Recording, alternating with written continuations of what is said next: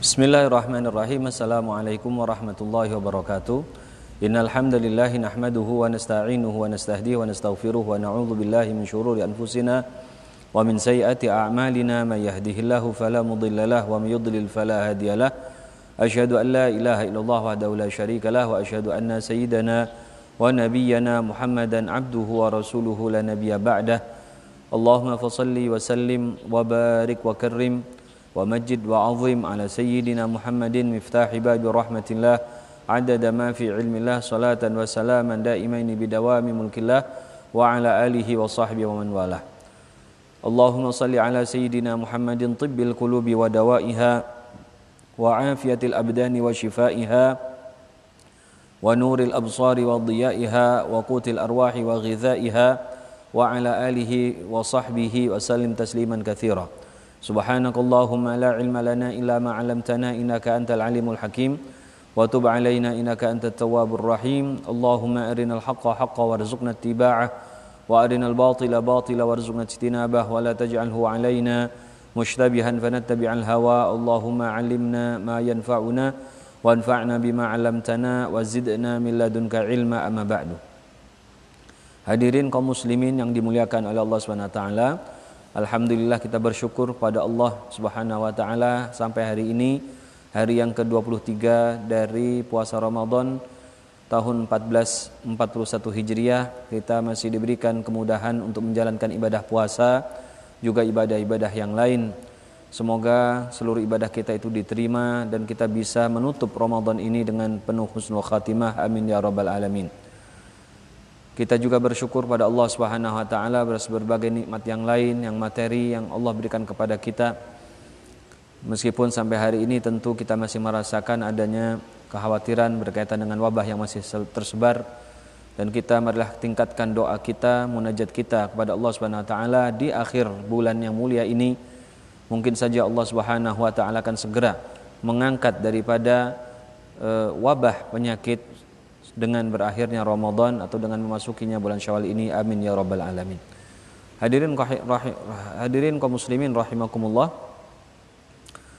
Kembali pada hari ini kita akan melanjutkan pembahasan fikih zakat, di mana pada hari ini kita akan membahas bab yang terakhir dari kitab fikih zakat seri kajian fikih madhab Syafi'i. Dan seperti biasa, sebelum kita memulai pembahasan tersebut, kita akan mengulas apa yang telah disampaikan pada pertemuan yang kemarin. Pada pertemuan kemarin kita telah membahas mengenai pembagian zakat, yaitu bagaimana cara pendistribusian zakat yang benar. Nah, telah disebutkan bahwa ada beberapa hal yang harus diperhatikan dalam pendistribusian zakat. Yang pertama, di dalam mazhab Syafi'i, zakat harus dibagi secara merata kepada seluruh golongan penerima zakat, atau yang disebut dengan mashariful zakat atau mustahiquz zakat. Jadi dibagi sesuai dengan jumlah golongan yang ada. Kemudian jika ada bagian golongan itu yang tidak terdapat, ya misalnya budak, ya tentu sekarang sudah tidak ada lagi perbudakan, maka bagian dari golongan budak itu dibagi kepada golongan-golongan yang lain. Kemudian untuk pembagian zakat bagi anggota setiap golongan, misalnya golongan fakir memiliki sekian orang, ya, golongan miskin memiliki sekian orang dan lain sebagainya, maka pembagian untuk setiap orang dalam golongan-golongan itu tidak harus sama, karena kebutuhan setiap orang bisa berbeda-beda. Kemudian dianjurkan bagi panitia zakat atau bagi amil zakat untuk memberikan atau memprioritaskan pemberian zakat kepada keluarga orang yang berzakat.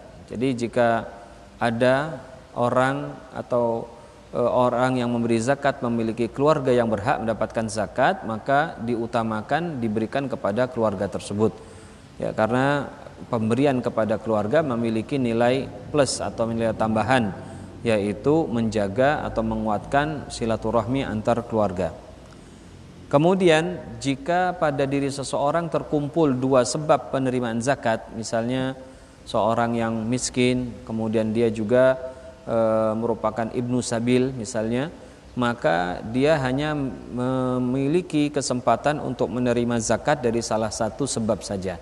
Jadi orang itu diminta untuk memilih apakah mengambil dari sebab miskin atau dari sebab sebagai ibnu sabil. Kemudian hadirakumullah, zakat harta harus dibagikan kepada orang-orang yang berada di tempat atau di wilayah keberadaan harta itu. Adapun kalau zakat fitrah, maka zakat fitrah diberikan kepada orang-orang yang berhak yang berada di tempat orang yang berzakat fitrah itu berada. Ya, jadi tidak dilihat, kalau untuk zakat fitrah tidak dilihat di mana hartanya tapi di mana orangnya. Nah, rahimakumullah, berikutnya pembahasan tentang memindahkan zakat ke wilayah lain. Kemudian telah disebutkan bahwa secara hukum asal tidak boleh memindahkan zakat ke tempat lain kecuali yang pertama di wilayah yang bersangkutan itu sudah dipenuhi atau sudah mencukupi kebutuhan dari fakir miskin atau golongan-golongan penerima zakat yang lain. Dan yang kedua ada kebutuhan di tempat lain untuk menerima zakat tersebut. Ya. Nah, ini adalah pendapat yang umum yang di dalam mazhab Syafi'i. Tetapi sejumlah ulama telah menfatwakan di dalam mazhab Syafi'i bahwa boleh saja seseorang untuk menyerahkan atau mengirimkan zakat dari wilayahnya ke wilayah orang yang membutuhkan. Wabil khusus misalnya di daerah-daerah yang terdampak ekonomi yang berat, misalnya terjadi peperangan atau bencana alam, ya, atau wilayah itu memang terkenal sebagai wilayah miskin dan lain sebagainya. Berikutnya adalah menyegerakan pembayaran zakat. Secara hukum asal zakat tidak boleh dibayarkan kecuali pada waktunya, yaitu ketika telah mencapai haul. Tapi ada beberapa keadaan dibolehkan, yaitu dengan memenuhi beberapa syarat, yaitu yang pertama, ketika nanti tercapai haul, pemberi zakat harus dalam keadaan atau harus memiliki status orang yang memang wajib zakat. Artinya keadaan dari ia saat ini ingin menyegerakan zakat sampai dia nanti pada waktunya, yaitu ketika datang haul, maka dia harus dalam keadaan orang yang wajib zakat. Wajib zakat maksudnya adalah orang itu masih muslim, ya, tidak murtad, kemudian tidak gila. Mohon maaf, kalau gila masih tetap wajib, ya, misalnya dia muslim, tidak meninggal dan lain sebagainya. Kemudian yang kedua, hartanya harus tetap seperti sedia kala ketika terjadi haul. Jadi ketika harta itu dikeluarkan sampai dengan keadaan nanti di akhir haul, hartanya minimal harus dalam keadaan 1 nisab. Ya, tidak boleh kurang dari 1 nisab. Yang ketiga, penerima zakat harus dalam keadaan berhak sebagai penerima zakat. Jadi yang menerima zakat itu juga harus dalam keadaan statusnya masih tetap sah menerima zakat, yaitu misalnya fakir miskin. Artinya orang yang diberi zakat saat ini ketika nanti di akhir haul dia harus juga dalam keadaan, ya, misalnya miskin juga, sehingga ketika itu dia masih berhak untuk menerima zakat. Kemudian alhamdulillah, apa hukum menunda pembayaran zakat? Ya, bahwa telah disebutkan zakat itu harus dibayarkan sesegera mungkin jika telah memenuhi syarat-syaratnya. Ya, nah tetapi zakat ini dibayarkan segera jika memenuhi 2 syarat. Yang pertama adalah mampu untuk membayarkan zakat itu. Jadi jika seseorang ketika sudah wajib zakat ternyata uangnya tidak mencukupi untuk membayar zakat karena uangnya berada di tempat lain, maka ia masih boleh untuk menunda pembayaran zakat itu sampai uangnya kembali. Kemudian yang kedua adalah adanya orang-orang yang menerima zakat. Jika dia sudah siap membayar zakat, uangnya sudah ada tapi belum ada penerimanya karena di wilayahnya itu tidak ada orang yang berhak, maka ia boleh menunda sampai menemukan orang yang berhak membayar zakat. Nah, tapi kalau jika 2 sebab itu sudah dipenuhi, yaitu ada uang untuk membayar zakat dan ada orang yang berhak menerima zakat, maka tidak boleh menunda-nunda pembayaran zakat.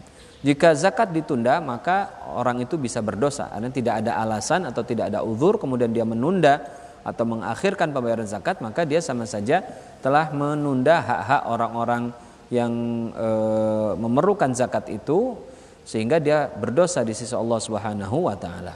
Yang kedua, dia wajib menjamin kalau harta itu tiba-tiba rusak di tangannya.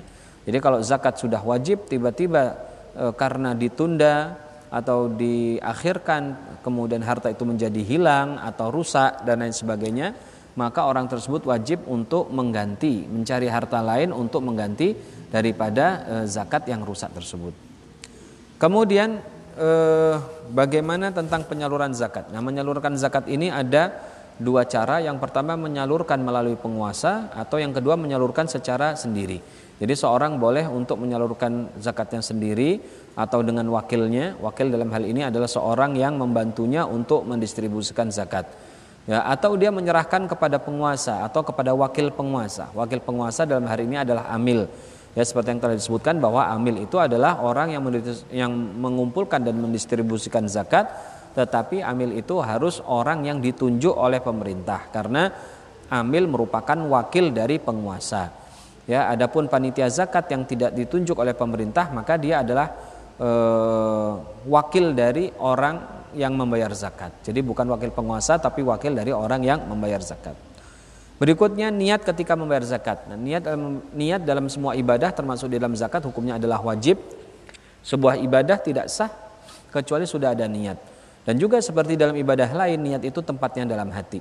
Jadi ketika seseorang berzakat nyatakannya dalam hati, maka zakatnya sudah sah, tidak harus diucapkan dan tidak perlu disebutkan kepada orang yang menerima zakat. Ya, apalagi kalau kita ingin menjaga perasaannya, ya kita berikan uang itu kepada orang tersebut, maka itu sudah sudah sah, ya, niatnya ada di dalam hatinya. Nah, kalau dia ingin berniat kapan waktunya? Waktunya adalah ketika menyerahkan kepada fakir miskin. Jadi sambil dia menyerahkan uang itu atau menyerahkan barang zakat, dia berniat bahwa barang dan uang itu adalah sebagai zakat. Kemudian atau ketika dia menyerahkannya kepada penguasa, kalau zakatnya itu disalurkan melalui penguasa atau melalui amil zakat yang merupakan wakil penguasa, atau dia menyerahkan melalui wakilnya, ya wakil pribadinya, maka itu juga boleh diniatkan ketika menyerahkan kepada wakil pribadi. Kemudian diperbolehkan seseorang untuk berniat sebelum menyerahkan kepada fakir miskin. Ya, niatnya dipercepat boleh, dengan catatan harta zakat yang akan diberikan kepada fakir miskin itu sudah dipisahkan dari harta yang bukan zakat. Jadi ketika kita ingin mengeluarkan zakat, kita pisahkan dulu misalnya beras kita, lalu kita taruh di tempat khusus, dan tempat khusus itu merupakan beras zakat fitrah, maka itu sudah cukup sebagai niat kita. Ya, meskipun nanti kita tidak berniat ketika menyerahkannya kembali, maka sudah sah dengan memisahkan zakat kita itu dari harta yang lain.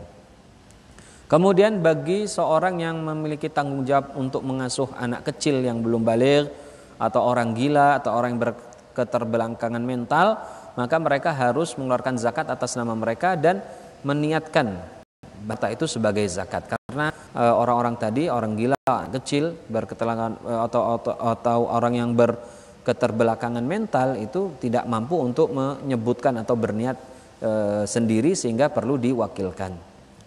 Kemudian mendoakan pemberi zakat. Nah, bagi penerima zakat dianjurkan untuk mendoakan orang-orang yang memberinya zakat, ya, tidak ada doa khusus berkaitan dengan itu. Silakan doakan apa saja kebaikan dunia maupun akhirat. Nah, di sini ada sebuah doa yang disebutkan Imam Syafi'i, ya, beliau senang jika seorang membaca doa itu, yaitu ajarakallahu fima a'taita. Semoga Allah memberikan pahala kepadamu atas apa yang engkau beli. Wa ja'alahu laka tahuran, dan semoga zakat ini menjadi penyuci bagi dirimu. Wa barakallahu laka fima abqaita, dan semoga Allah memberkahi sisa hartamu. Ya, jadi itu doa yang disampaikan oleh Imam Syafi'i, ya. Kalau kita mau menerimanya juga tentu tidak apa-apa. Yang terakhir, rusak atau hilangnya harta zakat. Jika harta zakat itu sudah diserahkan kepada wakil penguasa, yaitu amil, atau kepada panitia atau wakil pribadi dari pemberi zakat, tiba-tiba harta zakat itu hilang, maka baik amil maupun panitia zakat wajib mengganti harta itu jika kehilangan atau rusaknya harta tersebut disebabkan karena faktor kelalaian. Tetapi jika kehilangan itu atau rusaknya tersebut tidak karena faktor lalai, ya, karena tidak sengaja hilang, sudah dijaga tapi ternyata hilang, maka tidak wajib diganti. Nah, itulah rahimakumullah apa yang sudah kita bahas pada pertemuan yang kemarin. Kita akan melanjutkan pada hari ini bab yang terakhir, yaitu bab yang ke-13, berkaitan dengan sedekah sunnah atau sedekah yang dianjurkan. Jadi pembahasan tentang sedekah sunnah ini sebenarnya bagian dari pembahasan tambahan. Maksudnya adalah pembahasan yang tidak berkaitan langsung dengan zakat, tetapi berkaitan dengan makna pemberian secara umum, yaitu pemberian sunnah. Nah, kita akan mempelajari bagaimana hukum-hukum dalam pemberian sunnah itu dalam bab yang terakhir ini. Yang pertama, definisi sedekah. Sedekah berasal dari kata as-shadaqah, yaitu sebuah pemberian untuk orang yang membutuhkan demi mengharap pahala dari Allah. Dalam istilah syariat, sedekah adalah pemberian kepemilikan barang pada waktu hidup tanpa imbalan sebagai bentuk ibadah kepada Allah Subhanahu wa taala. Nah, rahimakumullah, sedekah yang dalam bahasa Indonesia seperti itu kalimatnya berasal dari bahasa Arab, yaitu as-shadaqah. Ya, as-shadaqah yaitu pemberian tanpa mengharap imbalan kepada orang yang membutuhkan. Nah, dinamakan sedekah dengan sedekah yang merupakan makna aslinya adalah kejujuran atau keseriusan, adalah karena seseorang ketika memberikan sebuah barang atau memberikan sesuatu kepada orang lain itu menunjukkan tentang kejujuran hatinya atau keseriusan keimanannya. Jadi imannya orang itu sudah baik, karena ketika seorang itu memberi sebuah barang, maka dia akan melawan hawa nafsunya sendiri, sehingga ketika dia memberikan secara baik itu menunjukkan keikhlasannya dan keseriusan keimanan yang ada di dalam dirinya. Nah, sementara syariat sedekah ini berarti adalah pemberian sebuah barang kepada orang lain yang membutuhkan ketika orang yang memberi itu masih hidup. Ya, dikatakan masih hidup karena kalau pemberian itu dilaksanakannya setelah meninggal maka disebut dengan wasiat. Ya, ini salah satu perbedaan antara wasiat dengan sedekah. Sedekah dalam makna ini mencakup sedekah yang bersifat wajib seperti zakat maupun sedekah yang bersifat sunnah atau anjuran seperti hibah dan hadiah. Namun demikian, penyebutan kata sedekah umumnya merujuk pada makna kedua, yaitu sedekah sunnah. Jadi sedekah ketika disebut itu mencakup dua hal, sedekah wajib atau sedekah sunnah. Sedekah wajib adalah zakat, ya, seperti dalam Al-Quran, di dalam ayat yang menjelaskan tentang siapa saja yang berhak menerima zakat, Allah berfirman, innamas shadaqatu, sesungguhnya sedekah-sedekah itu. Nah, kalimatnya sedekah tapi maksudnya adalah zakat, ya, dalam arti adalah sedekah yang wajib. Tetapi dalam penggunaan sehari-hari, baik dalam penggunaan bahasa atau penggunaan syariat, sedekah kalau diucapkan atau dipakai, maka biasanya merujuk kepada sedekah sunnah, bukan kepada sedekah wajib. Kalau ingin menyebut sedekah wajib, maka biasanya langsung menyebut dengan kata zakat. Kemudian dalam banyak teks syariat selain sedekah juga dipakai kalimat infak untuk menggambarkan pemberian. Hanya saja makna infak lebih kepada pemberian yang bersifat materi, adapun sedekah bersifat umum baik materi atau bukan. Jadi di dalam Al-Quran maupun dalam hadis banyak juga dipakai kata infak, ya, berinfak. Ya, berinfak dan bersedekah sama-sama umum dipakai.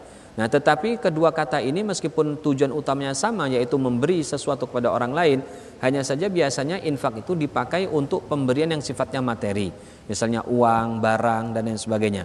Tetapi kalau kalau pemberian itu bersifat non materi, misalnya bantuan pertolongan, ya, kemudian doa dan lain sebagainya, maka itu masuk dalam sedekah. Jadi kalau sedekah itu lebih umum, baik materi maupun yang bukan materi. Kata sedekah kadang dipakai untuk menyebut semua perkataan dan perbuatan yang baik, sebagaimana dinyatakan dalam sebuah hadis, inna bikulli tasbihatin shadaqah wa kulli takbiratin shadaqah, dan seterusnya. Jadi sedekah juga dipakai untuk menyebut setiap amal kebaikan. Ya, dalam hadis ini disebutkan inna bikulli tasbihatin shadaqah, setiap tasbih itu adalah sedekah. Wa bikulli takbiratin shadaqah, setiap takbir adalah sedekah. Wa kulli tahmidatin sedekah, setiap tahmid atau ucapan hamdalah adalah sedekah, dan seterusnya. Wal amru bil ma'rufi sedekah, amar ma'ruf adalah sedekah.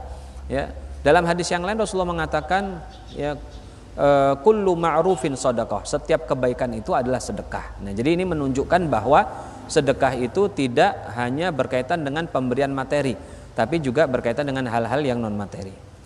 Sedekah merupakan salah satu bentuk dari akad at-tabarru' atau akad pemberian atau akad sosial, yaitu akad yang memberikan sesuatu tanpa imbalan.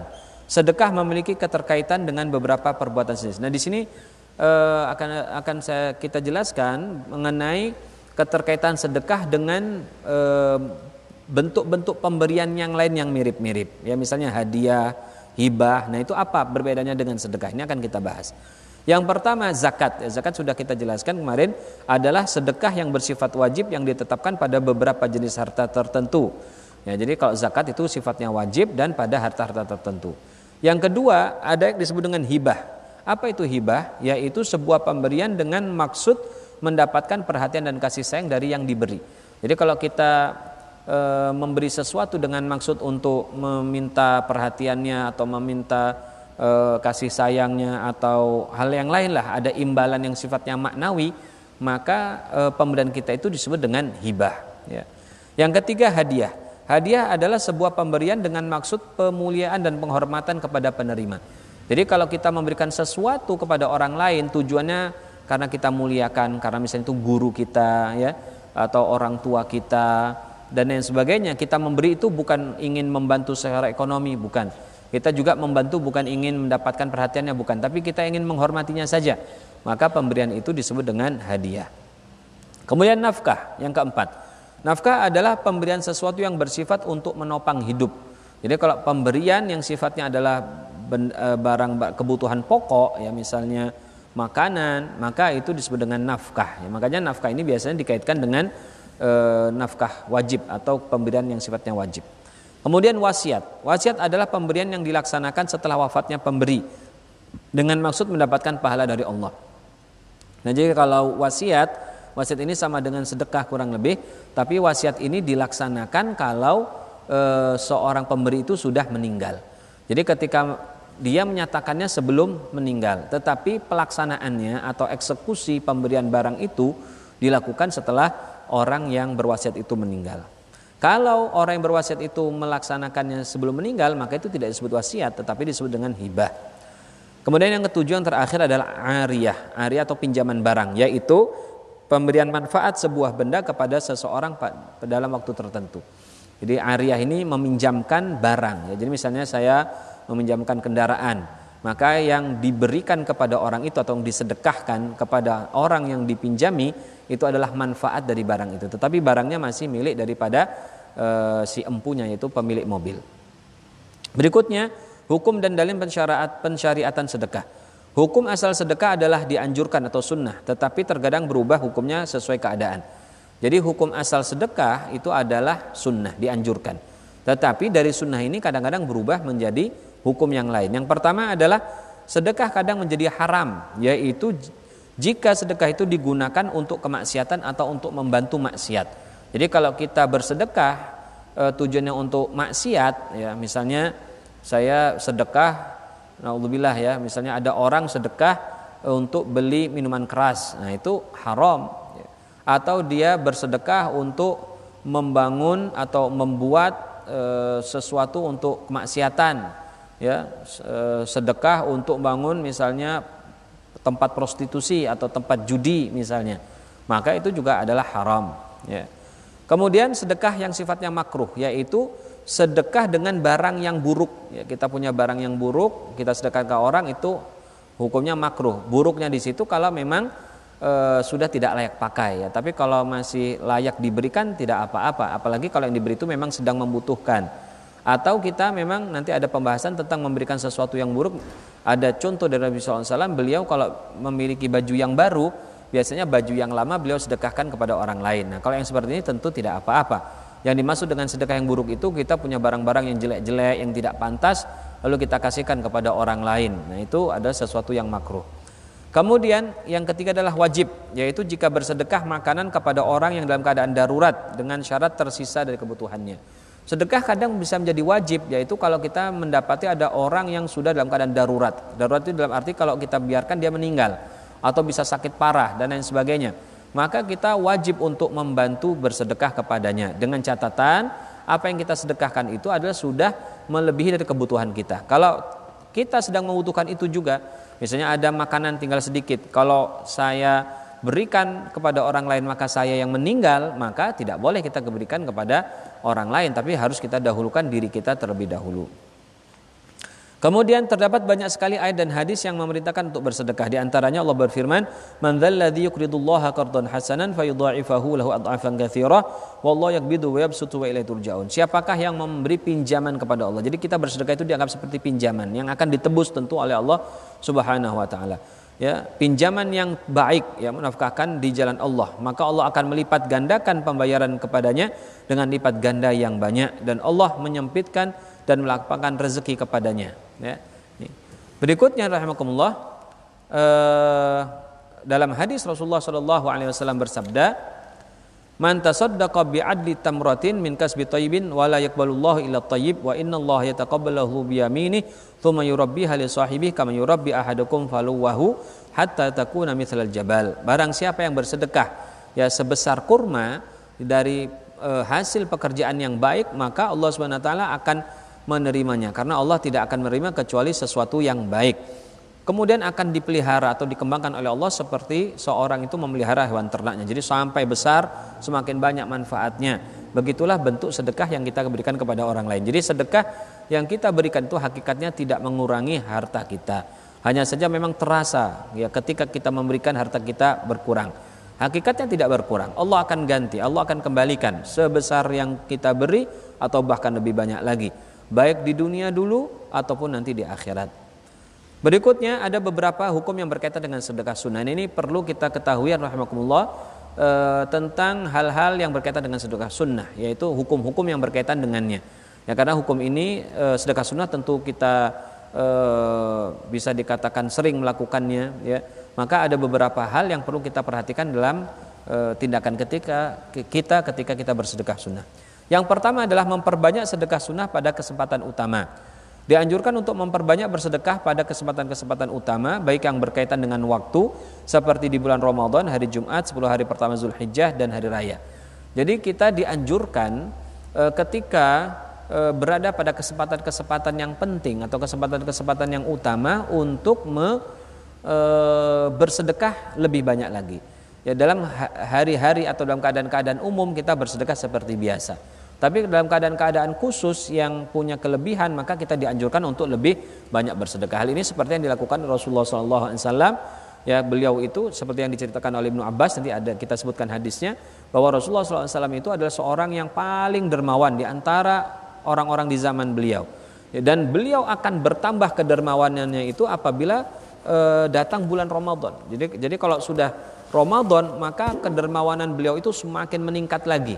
Nah, ini menunjukkan bahwa beliau memanfaatkan momen Ramadan untuk lebih banyak bersedekah. Berarti ini menunjukkan bahwa ketika ada momen-momen tertentu yang memberikan pahala yang lebih banyak, maka kita perlu untuk lebih giat dalam bersedekah sunnah.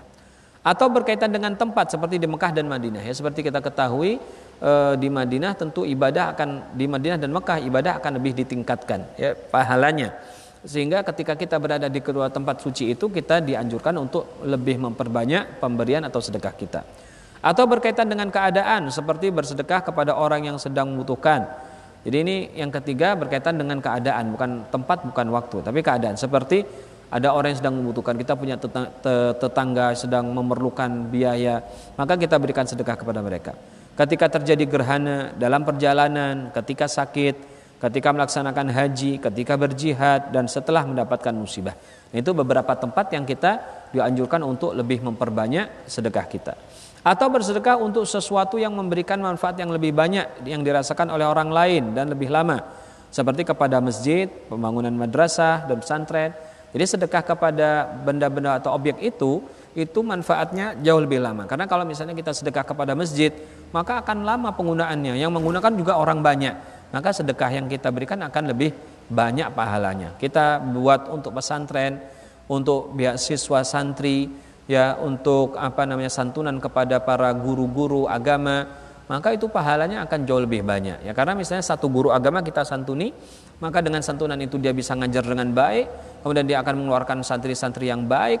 Dari santri itu si ustadz dapat pahala, maka kita yang membantu guru tersebut atau ustadz itu juga mendapatkan pahala yang sama dari yang dilakukan oleh sang guru. Oleh karena itulah kita penting untuk memprioritaskan pemberian-pemberian sedekah kita untuk hal-hal yang seperti itu. Kita berikan kepada sesuatu yang manfaatnya luas dan lama.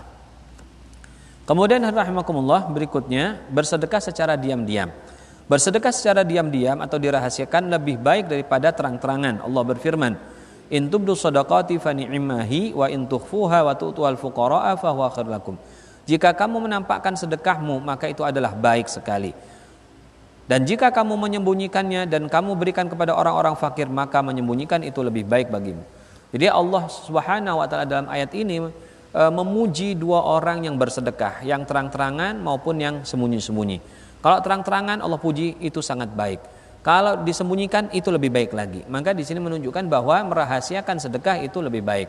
Mengapa lebih baik? Karena akan lebih menghilangkan rasa riya atau pamer, ingin dipuji dan lain sebagainya. Maka itu lebih dekat untuk diterima oleh Allah Subhanahu wa taala.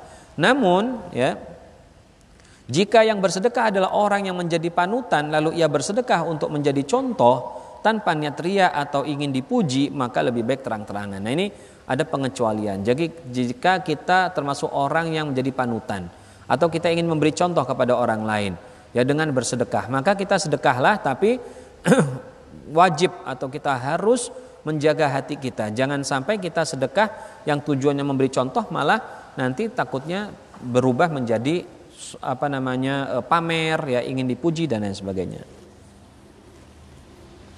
Kemudian hukum yang ketiga berkaitan dengan sedekah sunnah, bersedekah kepada kerabat. Bersedekah kepada kerabat lebih utama daripada bersedekah kepada orang lain.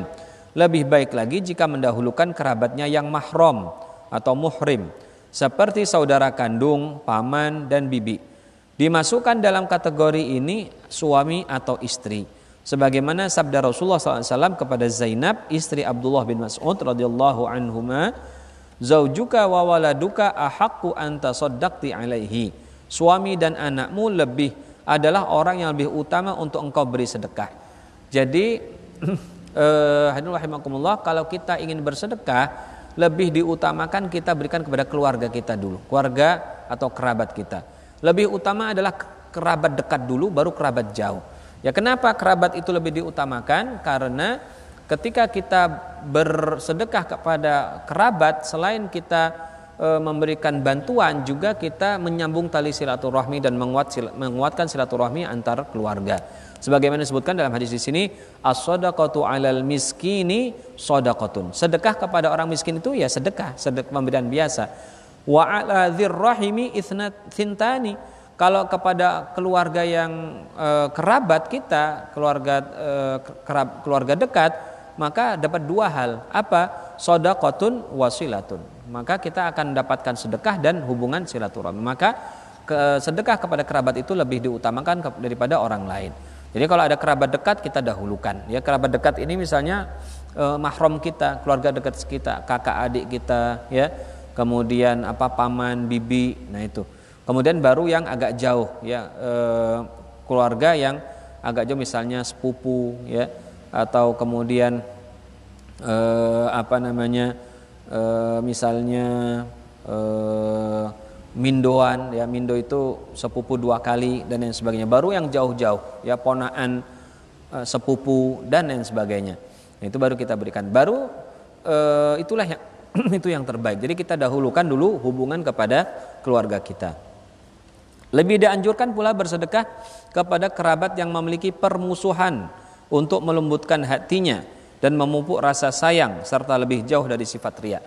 Ya, jadi kalau kita punya keluarga yang kita itu hubungannya kurang baik, maka kita dianjurkan sekali untuk banyak-banyak bersedekah kepadanya, karena ini akan lebih menambahkan nilai positif, yang melembutkan hubungan keduanya, yang memberikan husnudzon dan juga jauh dari riya. Ya, biasanya riya itu kan kalau kita untuk pamer dan lain sebagainya, tapi kalau pada orang-orang yang seperti itu maka jauh. Kemudian yang keempat, hukum tentang bersedekah. Bersedekah kepada tetangga dan orang baik atau orang soleh. Dianjurkan pula untuk mendahulukan sedekah kepada tetangga setelah kerabat.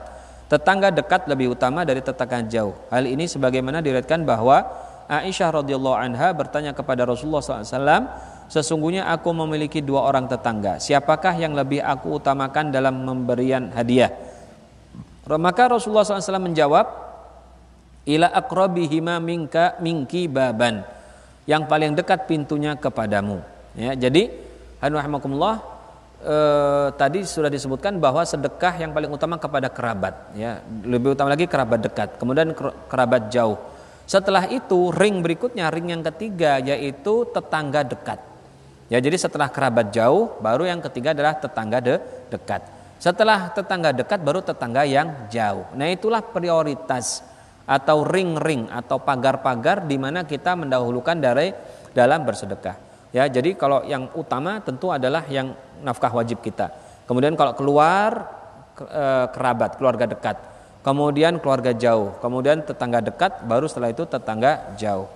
Begitu juga dianjurkan untuk bersedekah kepada orang baik, soleh, bertakwa, berwibawa, dan memiliki kebutuhan. Jadi kita dianjurkan untuk bersedekah kepada orang-orang yang baik, misalnya ahli ibadah atau ahli ilmu, para ulama. Sedekah kepada orang-orang tersebut itu lebih besar pahalanya, lebih utama ya daripada sedekah kepada orang biasa. Karena kalau kita memberikan sedekah pada orang soleh, kita bisa sepertinya juga membantu orang itu dalam kesalehannya.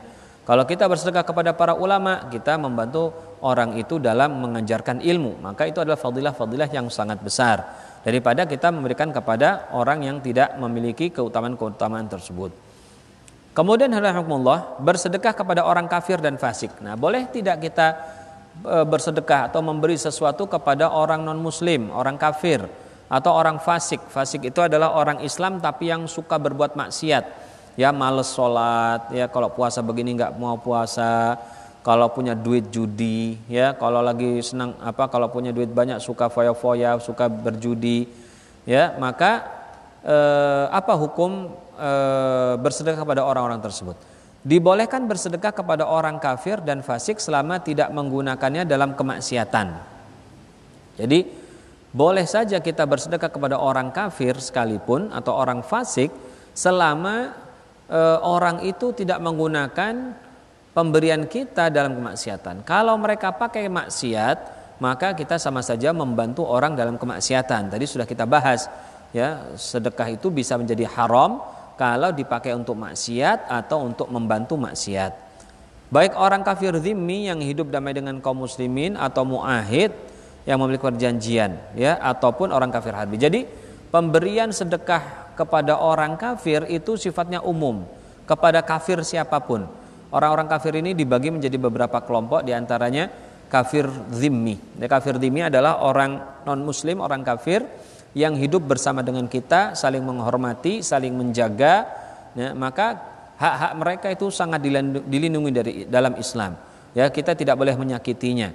Ya, nah oleh karena itu orang yang seperti ini tentu kita sangat bagus untuk saling bersedekah. Ya, misalnya orang tersebut sedang punya kebutuhan, kita bantu, ya, atau nanti kita punya kebutuhan kita dikasih, ya, maka itu sangat baik dan itu sudah dicontohkan oleh Rasulullah SAW.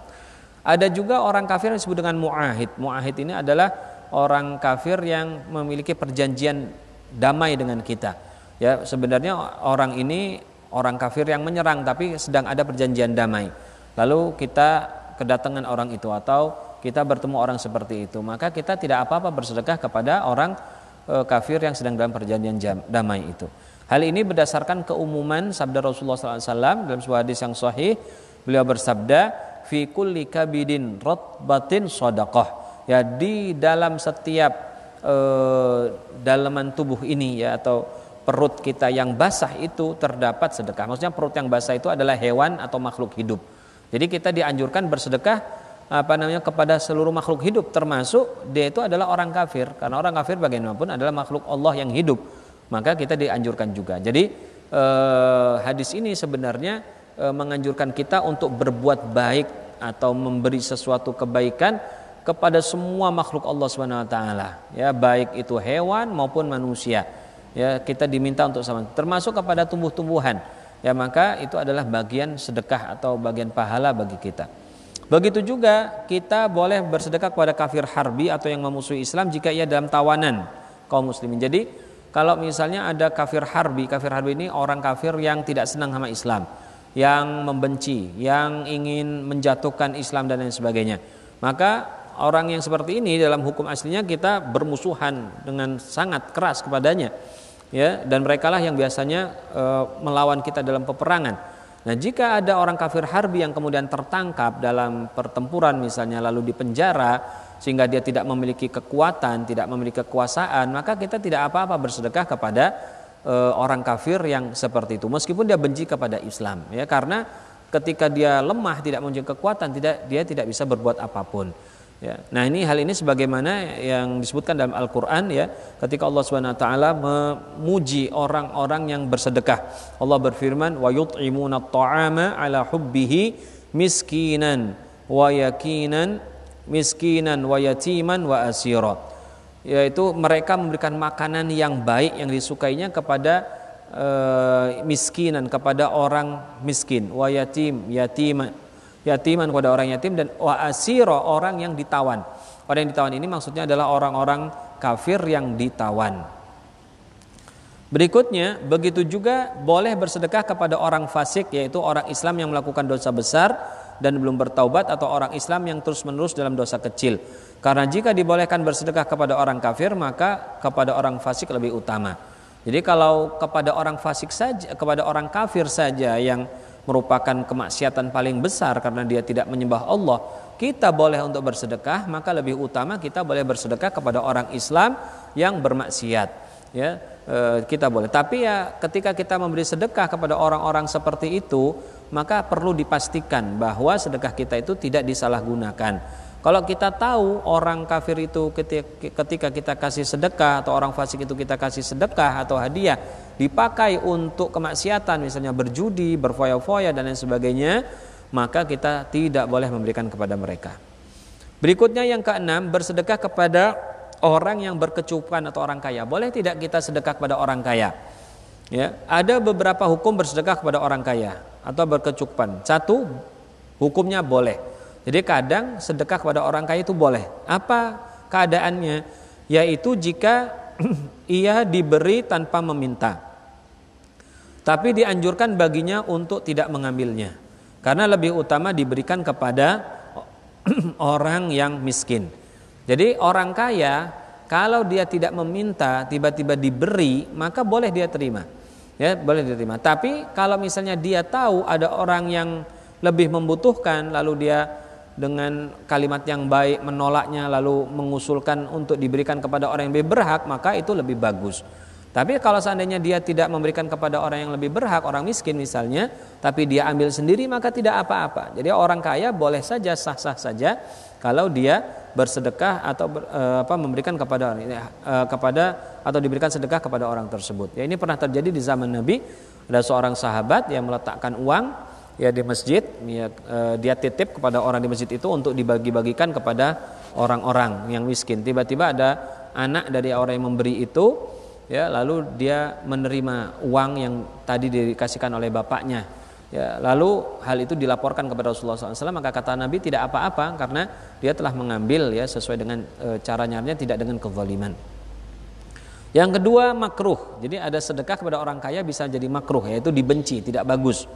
Bagaimana keadaannya? Yaitu jika orang yang berkecukupan secara sengaja mengambil sedekah yang sudah tersedia. Jadi misalnya ada orang kaya, ya, dia sedang memperlukan makanan, misalnya dia mau makan. Nah, sebenarnya di situ ada makanan sudah tersedia untuk orang miskin, sebenarnya untuk orang yang membutuhkan. Tahu-tahu dia ngambil juga dari makanan tersebut. Nah, ini hukumnya adalah makruh. Seharusnya kalau memang dia punya harta, dia lebih bagus membeli makanan sendiri. Ya, kecuali kalau orang yang memberinya itu meminta orang itu juga ikut makan, ya tidak apa-apa. Ya, misalnya di situ ada yang pemberi sedekah, dia memberi untuk orang miskin. Tapi kalau ada orang kaya yang mau minta, yang mau makan juga dia kasih, maka itu tentu tidak masalah. Yang ketiga, haram. Nah, ini sedekah kepada orang kaya menjadi haram. Kapan? Yaitu jika orang itu berkecukupan meminta-minta sedekah. Ada orang sudah cukup, ya, cukup itu dalam arti dia memiliki sesuatu makanan untuk hari itu bagi dirinya dan keluarga yang dia tanggung. Jika sudah ada kecukupan, maka tidak boleh meminta-minta. Maka kalau ada orang yang berkecukupan memiliki makanan untuk dirinya dan keluarganya selama 24 jam, lalu dia masih meminta-minta, maka hukumnya adalah haram. Nah, inilah yang kita sangat sayangkan, yang masih terjadi kadang-kadang di sekitar kita, khususnya di kota-kota, di mana banyak orang-orang miskin yang menjadikan minta-minta sebagai profesi, bukan karena dia membutuhkan. Buktinya apa? Kok dia itu menjadikan sebagai profesi? Orang itu ketika sudah diberikan sedekah misalnya dan sedekahnya itu cukup, dia masih tetap duduk di situ dan terus meminta. Bahkan besok harinya dia datang lagi, besoknya lagi datang dan seterusnya. Berarti ini menunjukkan bahwa orang itu sebenarnya bukan lagi orang yang kekurangan, tapi dia menjadikannya sebagai profesi. Ya, seharusnya kalau memang dia meminta, ya yang diperbolehkan adalah ketika dia sudah mendapatkan sesuatu pemberian yang cukup untuk dirinya dan keluarga dalam batas yang sedang, ya tidak kurang dan tidak berlebihan, maka seharusnya dia tidak meminta lagi. Dia pergi pulang kemudian membeli barang yang dibutuhkan untuk keluarganya, lalu dia mencari pekerjaan yang lain. Ya. Nah seperti itu. Makanya oleh karena itu rahimakumullah, kita tidak sepatutnya untuk memberi orang-orang miskin di jalan-jalan yang kalau kita lihat mereka itu menjadikannya sebagai profesi. Ya khususnya di lampu-lampu merah atau di masjid, ya. Maka tidak boleh kita memberikan kepada mereka karena sama saja kita membantu kepada kemaksiatan kepada Allah Subhanahu wa taala. Kemudian bersedekah kepada kerabat Nabi. Nomor 7. Apakah boleh bersedekah kepada kerabat Nabi? Dibolehkan bagi kerabat Nabi Shallallahu Alaihi Wasallam yaitu Bani Hashim dan Bani Muthalib untuk menerima atau mengambil sedekah sunnah. Ya, yang diharamkan atas mereka adalah mengambil sedekah wajib. Jadi untuk keluarga Nabi seperti kemarin sudah dijelaskan mengenai orang-orang yang berhak menerima zakat, dikatakan bahwa salah satu syarat orang boleh menerima zakat adalah bukan keluarga Nabi. Bukan dari Bani Hashim atau Bani Muthalib, apalagi keturunan Rasulullah SAW langsung. Mereka tidak berhak mendapatkan zakat, ya, tidak berhak mendapatkan zakat. Zakat diberikan hanya orang-orang yang bukan keturunan Nabi. Kenapa? Karena zakat itu adalah kotoran harta manusia. Ya, jadi keluarga Nabi tidak boleh menerima zakat karena zakat merupakan kotoran daripada harta manusia dan tidak pantas seseorang memberikan kotoran kepada Nabi dan keluarganya. Maka beliau mewanti-wanti keluarganya tidak boleh menerima zakat itu. Ya. Nah kemarin sudah kita sampaikan bahwa di zaman ini ketika banyak keluarga Nabi yang kekurangan, ya, dan tidak ada harta rampasan perang atau ghanimah yang biasanya diserahkan kepada mereka, maka banyak di antara para ulama yang berfatwa atau memberikan pendapat hukum bahwa bagi keluarga Nabi diperbolehkan untuk mengambil zakat apabila memenuhi syarat-syarat orang yang menerima zakat, misalnya karena kemiskinan. Jadi boleh, bahkan sebagian ulama di antara mereka mengatakan memberi zakat kepada orang-orang kepada keluarga Nabi Shallallahu Alaihi Wasallam itu lebih utama daripada memberi zakat kepada orang lain, karena di situ ada sisi membangun silaturahmi atau hubungan yang baik dengan keluarga Nabi dan kepada Nabi SAW sendiri. Nah oleh karena itulah rahimakumullah, meskipun demikian ketika kita bisa memberi sedekah yang sifatnya baik, yang bukan zakat seperti hadiah atau hibah dan lain sebagainya, maka itu lebih utama karena menjaga perasaan Nabi SAW. Ya, Nabi secara aslinya tidak senang keluarganya itu makan dari zakat. Ya, keluarganya bagusnya tidak makan dari zakat. Tapi kalau tidak ada yang bisa dilakukan maka silahkan.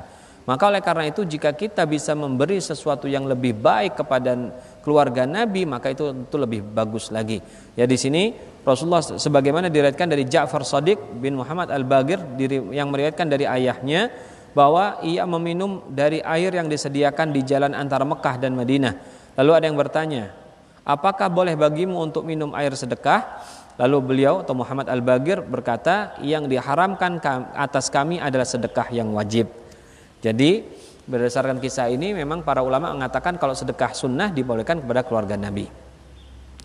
Bersedekah dengan barang yang baik, nomor 8. Dianjurkan untuk bersedekah dengan barang yang paling disukai atau dicintai, sebagaimana firman Allah SWT, lan tanalul birra hatta tunfiqu mimma tuhibbun. Jadi ketika seseorang bersedekah, ingin sedekahnya itu nilainya lebih tinggi di sisi Allah, maka hendaklah ia bersedekah dengan sesuatu yang baik.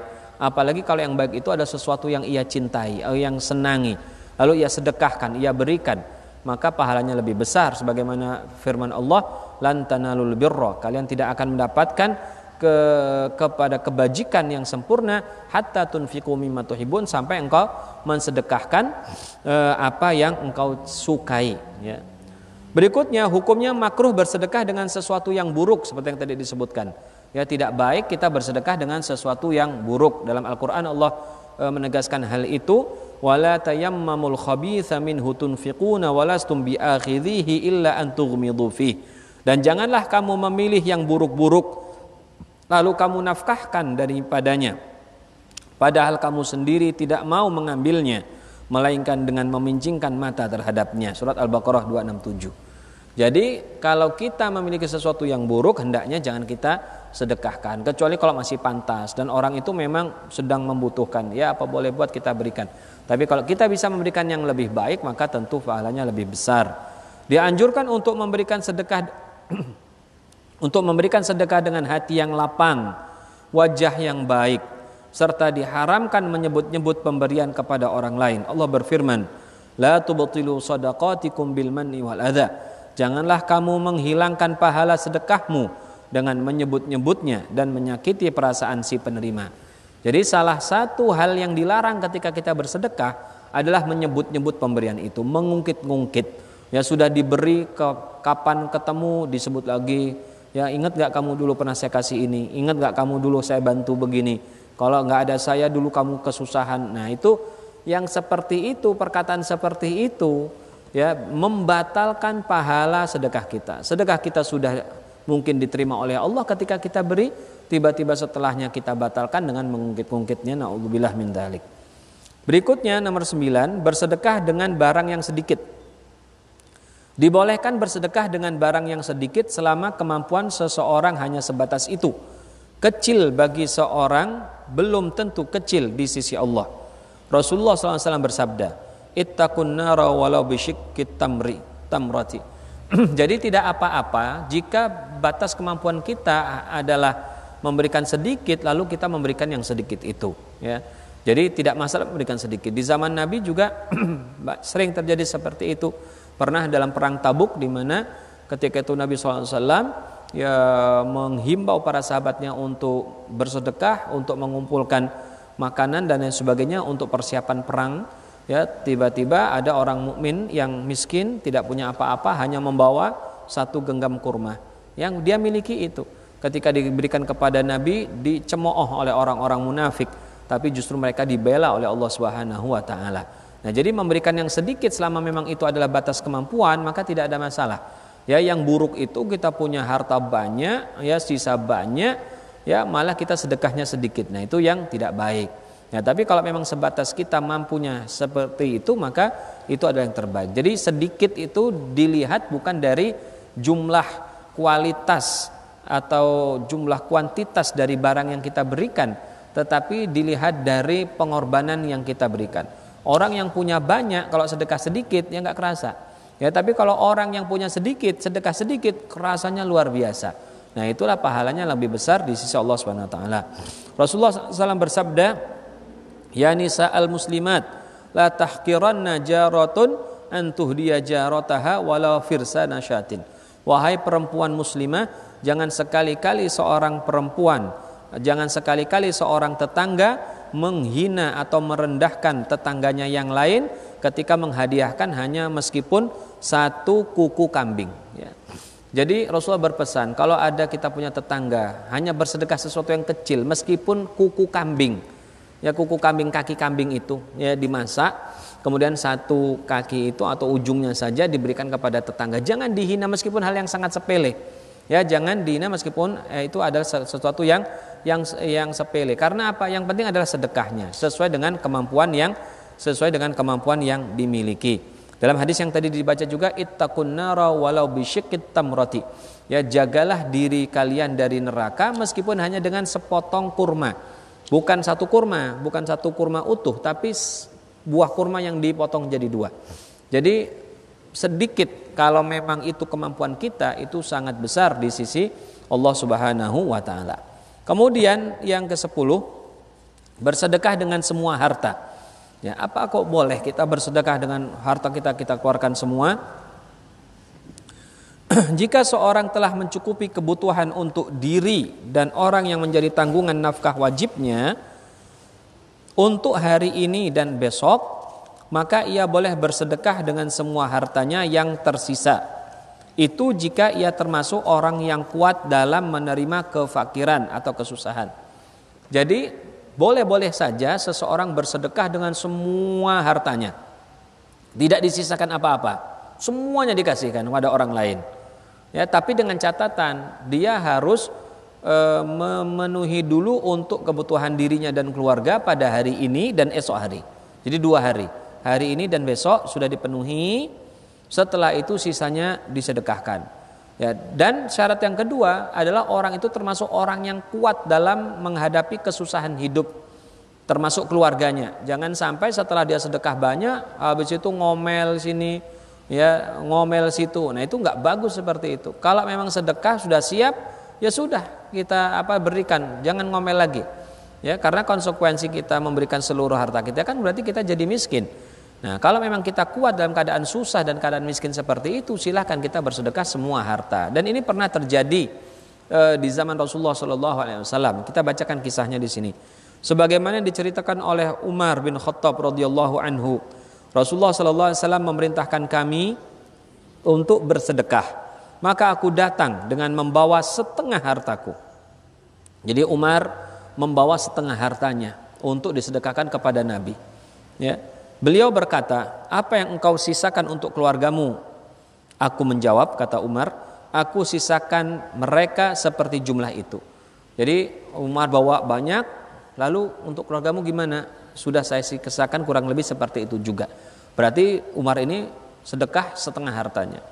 Ya. Lalu Abu Bakar datang setelah Umar sedekah itu tadi, tiba-tiba Abu Bakar datang untuk datang dengan membawa semua hartanya. Jadi Abu Bakar ini ternyata malah bawa semua harta.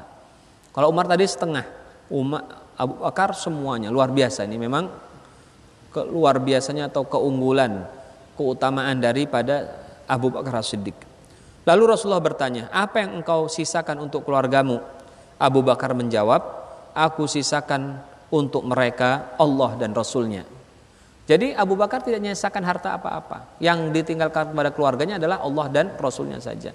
Memang keluarga Abu Bakar ini luar biasa, pengorbanan yang luar biasa, kesabaran yang luar biasa. Ya, sehingga mendapatkan pujian dan merupakan sahabat yang paling baik di antara sahabat-sahabat yang lain. Nah, oleh karena itulah berdasarkan kisah ini, jadi seseorang boleh saja meniru Abu Bakar, memberikan semua hartanya, tapi dengan catatan sudah disisakan dulu untuk keluarganya selama 2 hari, lalu orang itu termasuk orang yang kuat, diri dan keluarganya termasuk orang yang kuat dalam menerima kefakiran. Kalau tidak kuat, tapi kerjanya nanti dia mencemooh, terus kemudian mengeluh kanan mengeluh kiri, maka itu adalah tidak dianjurkan. Tapi kalau kita mengeluhnya kepada Allah tidak apa-apa, ya, karena Allah lah tempat kita mengeluh. Ya, setelah kita bersedekah kita mengeluh, ya Allah ini saya tidak punya apa-apa, saya ini. Silahkan, Allah senang dengan keluhan kita seperti itu. Yang tidak baik kalau kita ngeluhnya kepada makhluk. Jika seorang bukan termasuk orang yang dapat bersabar dalam kesusahan, maka hukumnya makruh bersedekah dengan semua hartanya. Jadi hukumnya makruh kalau kita nggak kuat. Yang terakhir, bersedekah padahal memiliki hutang dan kewajiban nafkah. Nah, boleh tidak kita mau sedekah? Sedekah kan sunnah. Sementara kita punya kewajiban bayar utang, kita punya utang yang harus dibayar, dan kita nggak punya barang lain kecuali yang mau kita sedekahkan itu. Boleh nggak kita sedekah tapi hutangnya kita tinggalkan? Ya. Atau kita punya kewajiban nafkah, kita punya keluarga, ya, yang perlu kita nafkahi, sementara kita nggak punya apa-apa kecuali barang itu. Ya, lalu kita mau sedekahkan. Lalu nanti kita tinggalkan keluarga kita dalam kebutuhan. Apa boleh? Barang siapa yang memiliki hutang atau memiliki kewajiban menafkahi diri dan orang yang menjadi tanggungannya, maka hukumnya haram bersedekah jika masih memerlukan harta yang disedekahkan itu, atau harta itu diperlukan untuk melunasi hutang sementara ia tidak memiliki yang lain untuk membayarnya. Rasulullah SAW bersabda, kafa bil mar'i ithman ayyudayyi'a man yaqut wabda biman ta'ul. Cukuplah seorang itu berdosa dengan menelantarkan orang yang ia nafkahi. Wabda biman ta'ul, mulailah dari apa yang engkau tanggung. Jadi kalau kita mau berbuat kebaikan mulai dari keluarga yang kita tanggung dulu. Cukupi kebutuhan keluarga kita, baru kita mencukupi kebutuhan orang lain. Jangan sampai gara-gara kita mendahulukan orang lain malah keluarga kita telantarkan. Hukumnya haram. Ya, hukumnya adalah tidak boleh.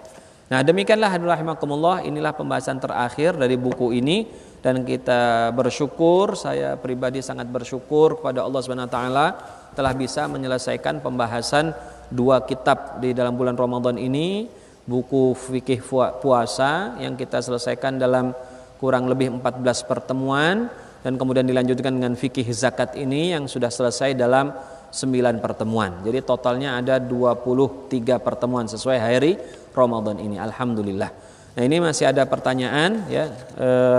Nanti kalau ada pertanyaan-pertanyaan lain silakan para hadirin pemirsa di mana saja untuk mengirim pertanyaan itu ke akun saya di Facebook atau di YouTube atau di Instagram ya, nanti akan kita jawab pertanyaan-pertanyaan tersebut ataupun ada di WhatsApp. Ini ada pertanyaan cukup panjang ya. B, bagaimana kalau saya tidak sedekah pada manusia?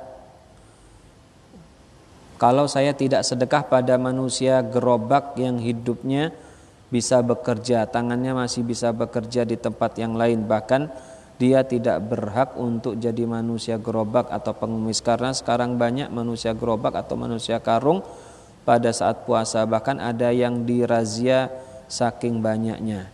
Iya, rahimakumullah, seperti yang saya sampaikan tadi, ini bagian dari fenomena yang ada di kota-kota besar, khususnya di bulan Ramadan, di mana muncul orang-orang yang pura-pura menjadi pengemis. Nah, yang seperti ini tidak boleh kita bantu dalam hal tersebut. Jadi kita jangan memberikan kepada mereka kalau memang terlihat mereka itu bukan orang yang membutuhkan.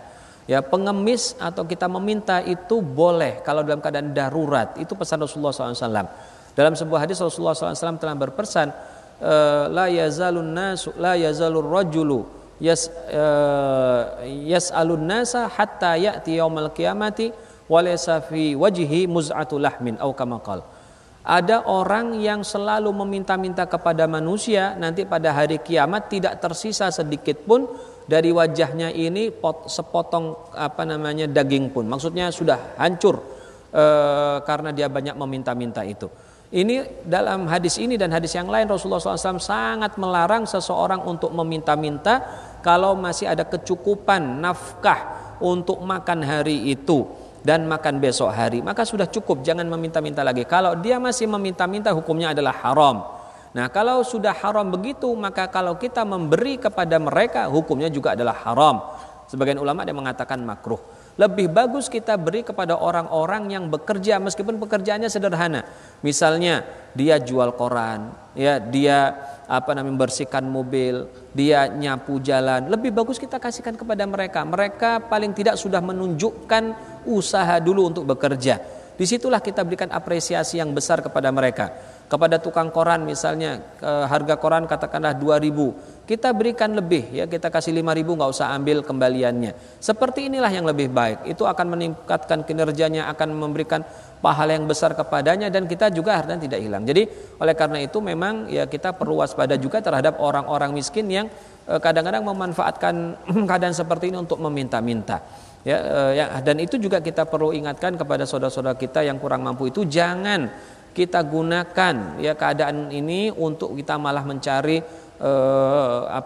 kemarahan dari Allah Subhanahu wa taala. Jadi kalau kita memang tidak punya, manfaatkanlah kekuatan kita untuk bekerja yang lebih baik supaya kita diberikan pahala maupun kita mendapatkan materi dari pekerjaan kita itu. Jadi sekali lagi, jangan kita bantu orang-orang pengemis itu kalau kita lihat memang keadaannya bukan orang yang membutuhkan. Apalagi di bulan-bulan Ramadan seperti ini sering ditangkap pengemis, ya ternyata di karungnya ada puluhan juta uang. Itu berapa kali sudah sering kejadian, ya.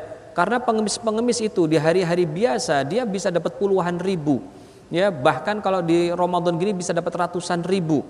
Ya, terakhir kemarin saya ingat ya, di Lampung ini ada orang yang pakai anak-anak lah ya, atau agak besar, pakai semprot silver itu, seluruh badannya disemprot dengan cairan warna perak. Ya, lalu mereka meminta-minta, setelah ditangkap oleh dinas sosial, ada yang satu hari bisa dapat 200.000, ada yang bahkan bisa sampai 400.000 satu hari. Bayangkan, ini jauh lebih besar dari gaji seorang ASN, ya, seorang PNS ini. Jadi makanya banyak orang yang kemudian meminta-minta seperti ini. Nah, yang seperti ini tidak boleh kita berikan sedekah kepada mereka, karena sama saja kita membantu kepada kemaksiatan kepada Allah Subhanahu wa taala. Wallahu a'lam. Berikutnya, Bib, saya nemu pengemis minta sembako ke rumah warga yang mampu dan sudah dikasih. Ketika dikasih semua sembako, dia malah minta duitnya juga. Katanya duitnya mana Pak? Itu bagaimana? Nah, ini orang-orang ini yang tidak tahu tidak tahu penghormatan yang seperti ini. Ini orang yang seperti itu sebaiknya nggak usah dikasih beras, nggak usah dikasih duit. Ya, suruh pergi saja. Ya, atau kita kasih sekedarnya lah supaya dia nggak terlalu kecewa. Kita kasih duit sedikit saja. Apalagi sekarang ini ada orang kadang-kadang pura-pura dari atas nama panti asuhan, dari mana nama pesantren atau apa bawa macam-macam, tapi palsu semua, pendusta semua. Nah, itulah yang kita harus hati-hati terhadap mereka. Kalau kita nggak ngasih lebih bagus, supaya dia nggak datang-datang lagi. Ya, nggak ada, atau kita kasih sedikit saja lah, nggak usah dikasih bantuan. Yang seperti ini supaya mengajari kepada mereka jangan menggunakan jalan-jalan yang tidak baik dalam mencari rizki kepada Allah Subhanahu wa taala. Terakhir ini ada pertanyaan. Izin bertanya, Al-Mukarram, siapa orang-orang yang wajib dinafkahi? Orang yang wajib dinafkahi ada 3. Yang pertama istri. Istri itu wajib kita nafkahi, dinafkahi oleh suami. Ya, meskipun istri itu lebih kaya dari suaminya, meskipun istri itu kaya raya, ya, tetap bagaimanapun suami wajib menafkahi istri, ya, dengan nafkah yang normal, yang sepadan.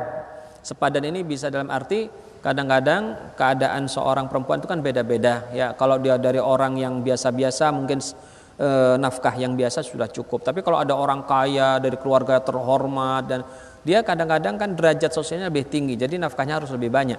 Dan tentu itu disesuaikan dengan kemampuan suami juga. Yang kedua yang wajib kita nafkahi adalah anak-anak kita yang masih kecil yang belum bisa bekerja. Itu wajib kita nafkahi. Yang keempat adalah anak-anak kita yang sudah dewasa yang tidak bisa bekerja karena faktor fisik dan lain sebagainya. Maka itu juga wajib masih kita nafkahi. Kemudian yang keempat adalah orang tua kita yang ketika kita sudah dewasa dan mandiri, tapi malah keadaan mereka menjadi orang yang berkebutuhan atau orang yang miskin.